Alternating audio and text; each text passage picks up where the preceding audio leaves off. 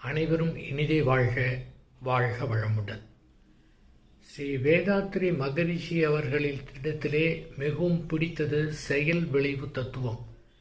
யார் ஒருவர் எந்த செயலை செய்தாலும் அதற்கு உண்டான விளைவு கண்டிப்பாக ஏற்படும். இதை மாற்றவோ மறுக்கவோ மறைக்கவோ முடியாது. ஏனென்றால் செயல் செய்தோம் என்றால் கொடுப்பது இறைவன் என்று சொல்வார்கள்.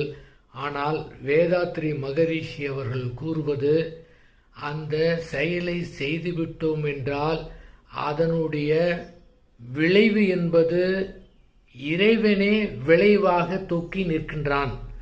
ஆகவே செயல் விளைவு தத்துவத்திலிருந்து யாருமே தப்பவே முடியாது.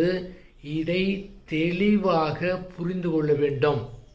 நமக்கு ஒன்று வேண்டுமென்றால், அதற்கு ஆசைப்பட்டோம் என்றால், இதற்காக யாரையும் எதிர்பார்க்கக்கூடாது, எப்போதும் எதிர்பார்க்கக்கூடாது. இறைவனிடத்திலே கூட கேட்க தேவையில்லை, இறைவனை கூட எதிர்பார்க்க தேவையில்லை.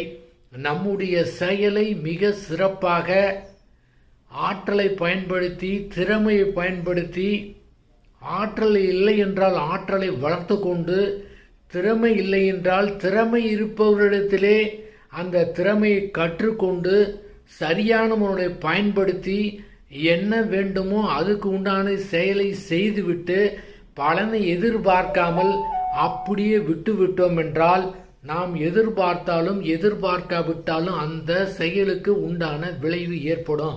Very simple. இதை மட்டும் புரிந்து கொண்டோம் என்றால் கர்மயோகியாக நம்முடைய வாழ்க்கையை நடத்தலாம். வேதாத்ரி மகரிஷி அவர்கள் அதுபோன்று கர்மயோகியாக தன்னுடைய வாழ்நாள் முழுவதும் வாழ்ந்தார்கள். இதையேத்தான் ஸ்ரீ பகவத் ஐயா அவர்கள் குறிப்பிடுகிறார்கள்.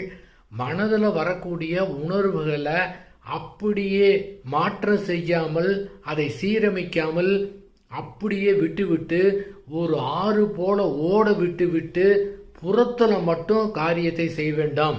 வரக்கூடிய உணர்வுகள் புறத்திற்கு தேவை என்றால் புற காரியத்துக்கு இந்த உணர்வுகளை பயன்படுத்திக் கொள்ளலாம். இல்லை என்றால் அப்படியே விட்டுவிடலாம்.